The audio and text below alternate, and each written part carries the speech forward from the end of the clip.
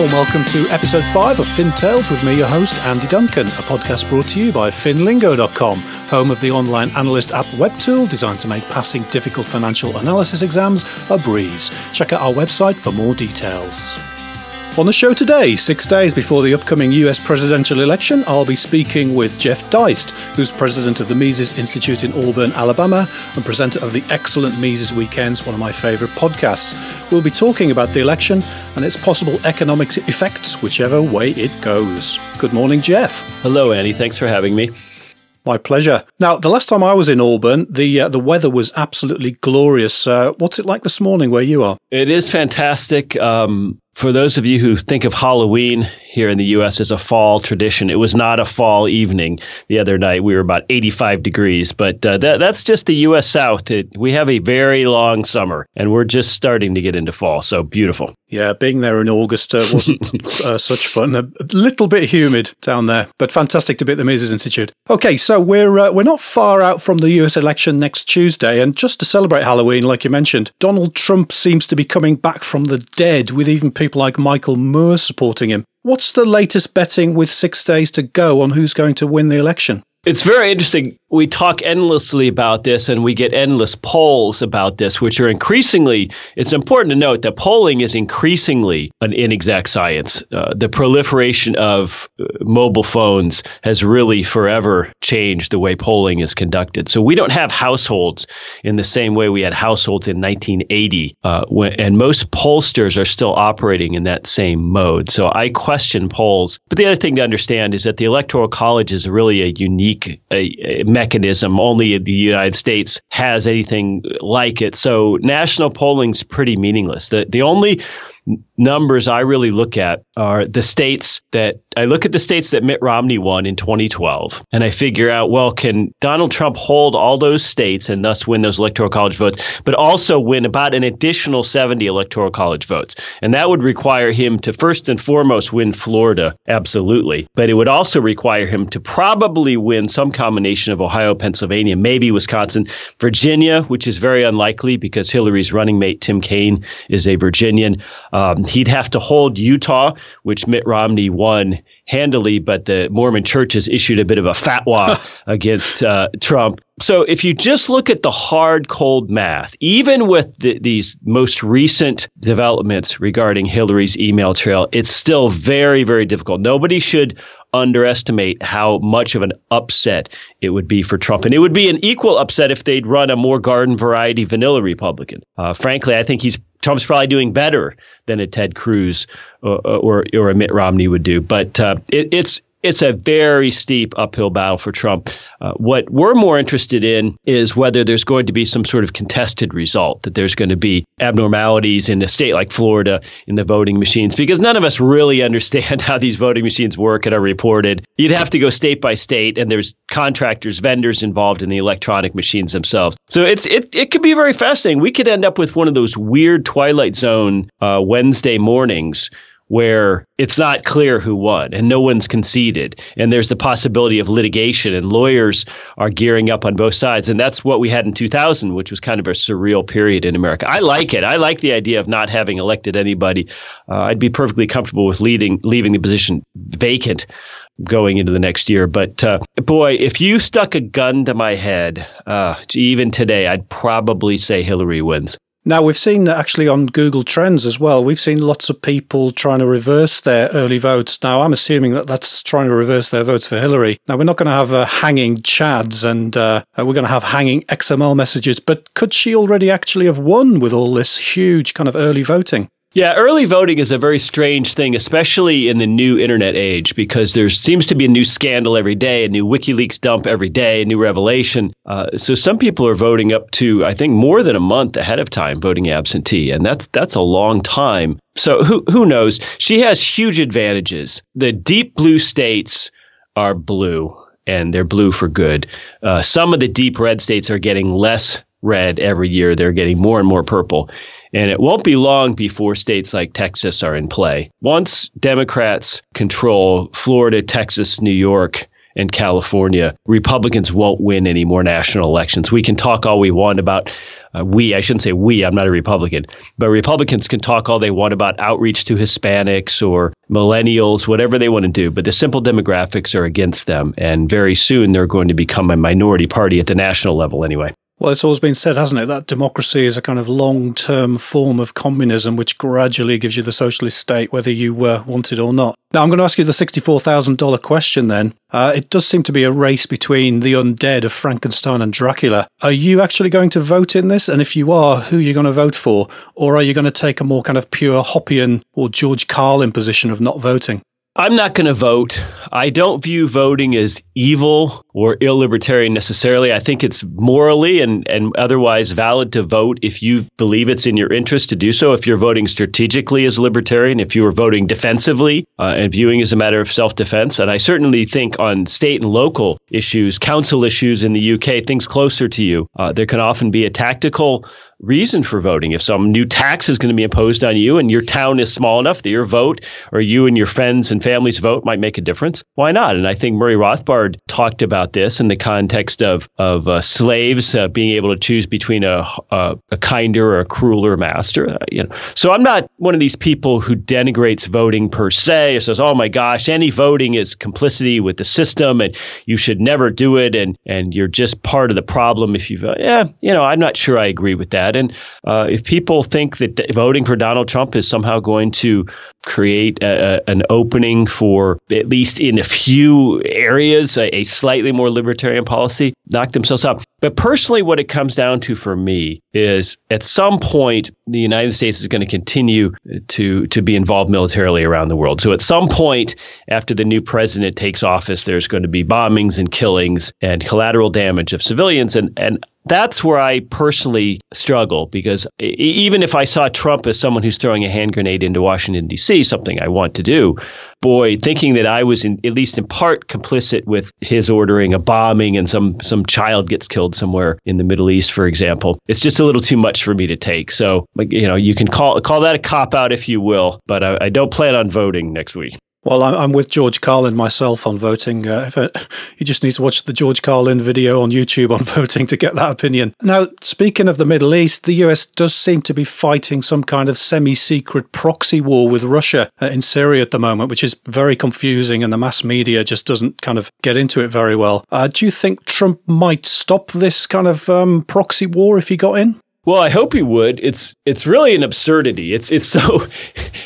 If it weren't so serious, it would be hilarious to see the left suddenly worried about the evil Russians. Thanks. But more importantly is this neoconservative grip on both parties in the U.S. And they're abandoning Trump and going to Hillary now. And they're absolutely enamored of resuscitating this non-existent Cold War. Russia is no threat to anyone. If you look at the size and scope of Russia's territory, this is a country of 145 million people. They are shrinking. Their territory is getting smaller, not expanding.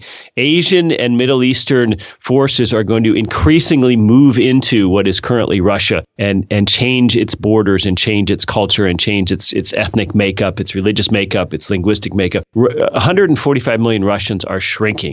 This is not a growing imperialistic threat. It is no threat to the NATO countries. It's no threat to America. And it just shows you the degree of desperation among these endless military interventionists. I mean, even the war on terror is not enough for them. Like, apparently, it's not hot enough for them or steady enough for them. We need another boogeyman. We need to resurrect Russia, and Putin is a convenient scapegoat. So it's again, it would be funny if it weren't so dire. But Hillary's insane if she thinks that Americans want her to be engaging us in potentially a serious conflict with Russia over Syria. Most Americans don't care about Syria. They don't realize that we're responsible in large part for cracking the egg that is now Syria, and we're responsible for creating these refugees in large part. This is not what Americans are dwelling on in this election. So if she does win, and if she does intensify our engagement with a no-fly zone or whatever it might be in Syria, this will be something that she's doing at the behest of her foreign policy advisors and at the behest of some people who back her. It won't be at the behest of the U.S. people who, sad to say, are pretty indifferent. Now, a lot of economic problems in the past, such as the 1930s and so on, have been covered up by a major war. And some people think that maybe a war is being instituted to kind of cover up the huge crisis since 2007. Now, if Hillary does win, there seems to be a pause in economics at the moment with everyone waiting for this election result. What do you think is going to happen to the economics of the United States if Hillary wins the election? Well, she's going to wish she hadn't, would be my prediction, because what we do know is that she'll keep Janet Yellen. So Fed policy will remain the same. And by Fed policy, I mean basically sticking your head in the sand and kicking the can down the road 3 months, 6 months at a time, while we all sit around and wait breathlessly for these latest pronouncements of whether Yellen and the FOMC are going to raise interest rates a quarter point or some ridiculous amount. Like the world hangs in the balance of a quarter point interest rate amongst commercial banks overnight. So I think with Hillary, you will get a head in the sand, hit and hope mentality. It'll be a continuation of the Obama fiscal and monetary policy, which is basically,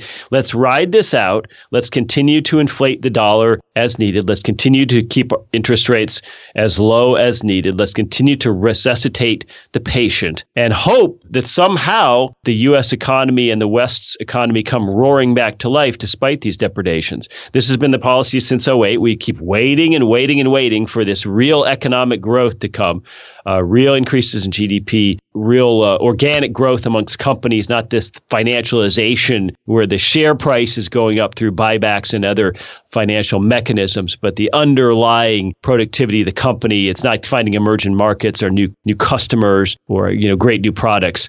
That's not happening. So we've got this kind of phony growth among equity prices and share value, but we don't have any real organic growth happening, deep down at the company level in terms of capital expenditures or productivity. So I think Hillary will inherit a very tough situation.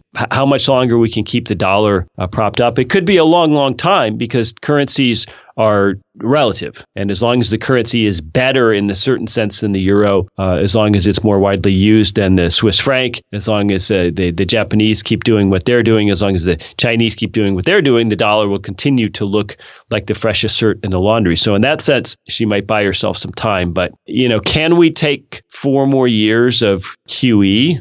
Or alternatively, will raising interest rates and ending QE put the economy into a tailspin that Hillary wouldn't accept politically and would, go direct Yellen to halt? Boy, the idea that won't happen in the next 4 years seems awfully remote to me. Yeah, it's kind of a Doug Casey's eye of the hurricane, isn't it? Now, just to be even-handed, some have predicted that if Trump does win, his first act as president in January will be to sack Janet Yellen. But just before that, just to kind of spite him and using her kind of Keynesian thinking, she will increase interest rates deliberately to cause a problem. Do you think that this raising of interest rates to a more natural level, whatever the market decides the natural level would be, is actually something that should be done to sort of take the pain now that's built up over the last 20 years, and then to grow the US economy and then hopefully the global economy in 2 or 3 years' time when the huge recession that will probably cause is then worked through and then all the malinvestments are cleared out? Well, absolutely. I think that's something that should be done. I think it's something that has to be done. The recession is the cure. It's not the problem to be solved. It's the cure to the problem to be solved. And that involves some pain for a few years. And that's why it's politically a dead end. No politician wants to run on a platform of saying, vote for me, and I'm going to rip the Band-Aid off, and unemployment's going to spike, and there's going to be massive layoffs. But you know what? We'll be setting the stage for some real economic growth 3 to 5 years down the road. Not a winning platform. And that goes to Hoppe's point that this is what democracy creates. It creates high time preference, even amongst voters in the political class, where we just want everything now for free, and we want to pay for everything somewhere down the road, hopefully after we're dead, or for politicians after they've gotten the votes and they're out of office. This is a feature, not a bug of democracy. It's one of the great problems with democracy, and it's especially acute in a multicultural welfare state like the U.S., where you've got so many competing interests and so many ugly social divisions. People don't even have the sort of unity of goals that they once had in a small homogenous country like Norway, for instance. It's very, very tough. And I think that, I don't care what the Fed does in a sense, because I don't think the Fed ought to be in the business of providing money or setting interest rates. But, we're not, for the time being, for the very near future, anyway, we're going to continue to have central banks, and they're going to continue to control our currency. So the least bad thing the Fed could do would be, yes, to allow interest rates to rise and to start getting back to an economy that is actually based on saving and capital accumulation instead of consumption and debt. This is how human history has evolved. People consumed less than they made, and they put money away for a rainy day, whether that's for their family and kids or whether that's in a corporate environment.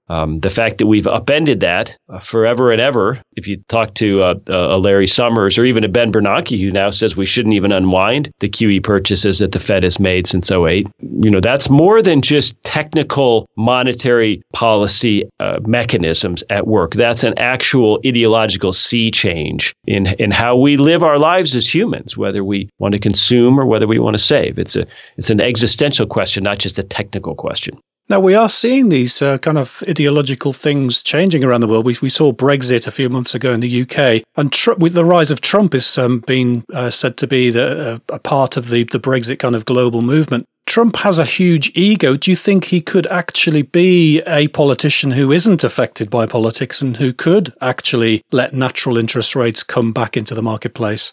Yeah, it's an interesting question, isn't it? I think he does have a deep-seated psychological need to be liked or loved or admired. I guess that's universal, but in him, it seems amped up a hundredfold. The question would be whether he wants to be loved and liked and admired by the political donor class and his political consultants, or whether he wants to be loved, liked, and admired by the American people. Two different things. But at this point, we're so far beyond any sort of political consensus in this country that this myth of democratic consensus is going to be laid bare. And if Trump wins, the left is going to be apoplectic. We're going to have a period of division, probably like we've never seen before. There are going to be some very deep-rooted interests that don't want to see Donald Trump as a healing force in American politics. They want to see quite the opposite if they don't get what they want, which is at this point, I guess, Hillary. Will Trump be able to do the right thing?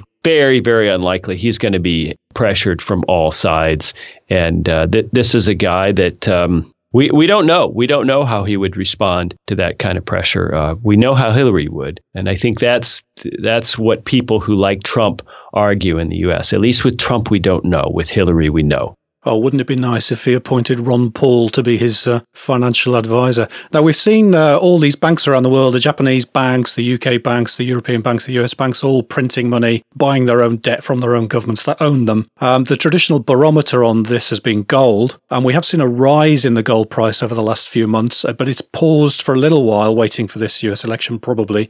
Do you think gold could be the canary in the coal mine, which starts to signal the end of this endless Keynesian quantitative easing immediately after the US election, let's say if Hillary wins? Well, it certainly could be. Gold goes up and down for some mysterious reasons sometimes, but gold never goes to zero. That much we know. So I don't consider gold an investment. I consider it a form of money, a base form of money.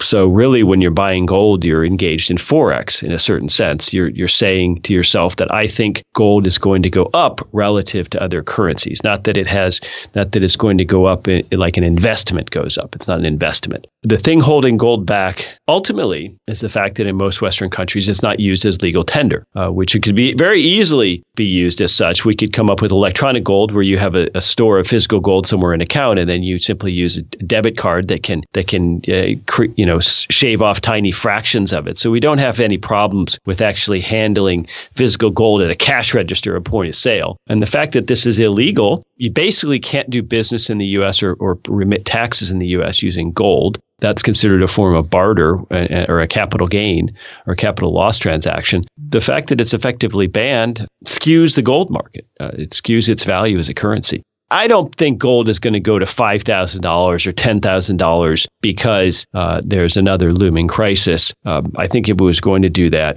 it would have done that in 2008. But I do think gold will very soon be at $2,000. I don't think that's a stretch.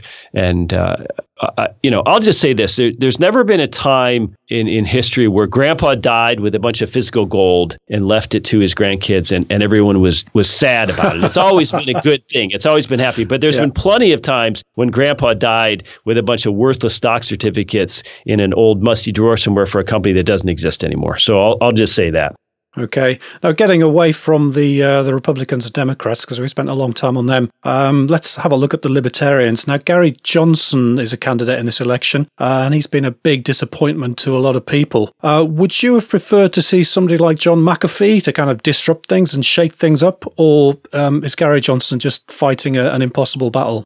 No, I would definitely rather have seen a more engaging candidate, someone who is really going to shake things up and to ask the hard questions and to campaign vigorously and also to campaign honestly and to talk about libertarianism as an ideology and as a political theory. And give it a little bit of intellectual heft and weight and not just try to be a retail politician, because by trying to divorce libertarianism of any ideological or intellectual basis and just having this kind of hippy-dippy approach, which says, well, we're low-tax liberals, we like social inclusion, and, we just think liberty works better. Well, frankly, that has worked far less than having Ron Paul give a purist message. I mean, the Ron Paul campaign was a much bigger deal than the Gary Johnson campaign, even though Gary Johnson's had the advantage of 4 more years of, the huge social media environment and all these other ways. He's had a lot of media exposure, but he just hasn't captured anyone's imagination because he says unimaginative things. So I don't understand what he's doing. I don't really understand his motivations. He doesn't seem to be self-motivated, self-interested. He seems like a nice enough guy. I wouldn't say he's using the LP as some sort of platform for his own benefit. If he is, he's doing a very poor job of it. But, for your listeners in the UK, it's really been a sideshow at most. And Gary Johnson, 2016, does not have the feel here of a revolution like Ron Paul 2012 did. Not at all. Yeah, that was a fabulous campaign. I still remember the blimp in an earlier year, which was brilliant. Now, you were heavily associated with Ron Paul, doing a lot of work with him and for him. Short of cloning him in a singularity, are there any future kind of Ron Pauls on the horizon out there? Well, I wouldn't clone Ron because he'll tell you himself that he's not the greatest public speaker. But part of that was also there was an upside to that because people always knew his responses weren't canned. They weren't polished. They weren't tested like Mitt Romney. It sounded like everything that came out of his mouth was his actual honest thought. So his lack of polish was balanced by sort of a homespun likability. It's interesting, the Rand Paul phenomenon. Rand didn't get the traction he thought he was going to get, and he had to ultimately go home and work to make sure he wins his Kentucky Senate seat. We have to sort of step back and ask ourselves, look, the Republicans have had 3 chances to vote for a libertarian Republican. They had 28 with Ron and John McCain. They had 2012 with Ron Paul and Mitt Romney, and they had 2016 with Rand Paul and a slate of other candidates. And in all 3 instances, they declined. So at some point, they declined overwhelmingly. So at some point, we have to say there is no libertarian wing of the GOP. There's no working within the party to get it to be more libertarian. There's been some mild success with that at the state and local level, but at the national level, this is not a libertarian Republican Party. This is a statist, corporatist, militarist, globalist Republican Party. So if the Republicans go away or cease to be a force on the national scene, I say good riddance. They're not doing anything. They're not conserving anything. They're certainly not the party of liberty and capitalism and markets and opportunity. No one would say that about them. So we ought to just treat the Republican Party as sort of a wing of the Democratic Party and get on with it. Is there another Ron Paul in the wings? I think Rand is very seriously considering running in 2020. And there are some other good younger people in Congress like Justin Amash. But boy, it just seems like if by now a libertarian was going to get some traction within the 2-party system, they would have gotten it, and they haven't. So I think we should roll up our sleeves, not put our faith in white knights, but rather just look in the mirror and say, whatever we're going to do it ourselves. Yeah, go back to the Hopper position or the George Carlin position on not voting, I suppose, as well. Now, just a couple of things before we go.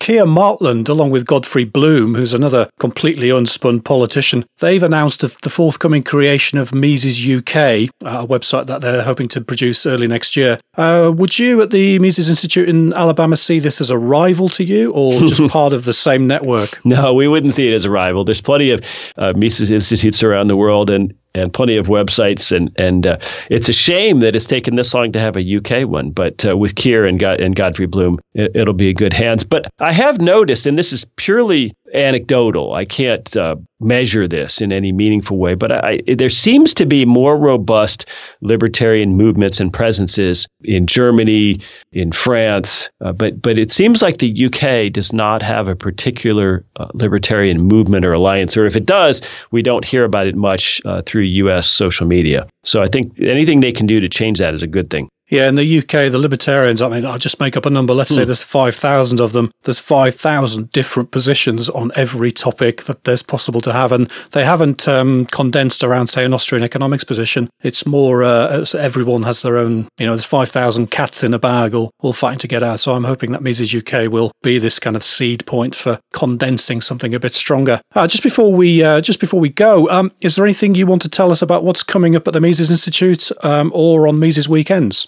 Well, we do have an event in Dallas this weekend, right before the election, so that should be interesting for everyone attending. We're obviously going to be talking about some of these same themes and topics that you and I have been discussing. We do have a new series of free online courses available through our Mises.org Academy, which I would encourage people to check out because we really have to challenge this academic establishment. It's crumbling.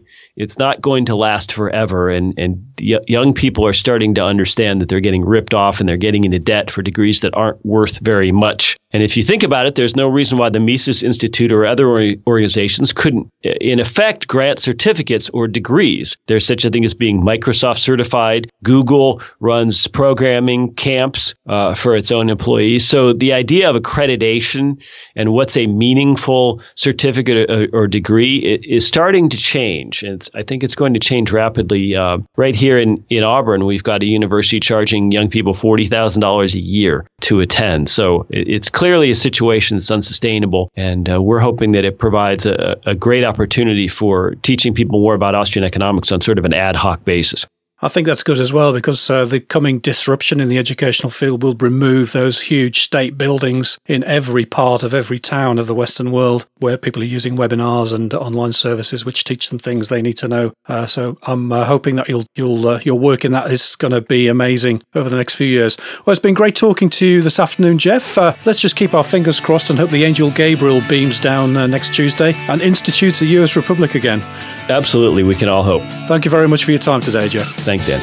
Here at FinLingo.com, we've built the Analyst app web application to generate infinite questions to help busy people pass tough financial analysis exams like the CFA. With a game-like environment and fully worked solutions, you'll find it's the simplest way to get those financial qualifications your career needs. Now available on your web browser, your tablet and your smartphone. Just go to FinLingo.com to find out more and to get your free activation link, which gives you completely full access to Analyst app until after the next CFA exam coming up shortly in December 2016. Here on FinTales, we're going to keep exploring the global financial system from a pure free market and Austrian economics platform to uncover the truth behind the headlines of the mainstream media. If you have any topics you'd like us to cover, just go to finlingo.com, scroll down and drop us a line. In the meantime, and until next time, goodbye.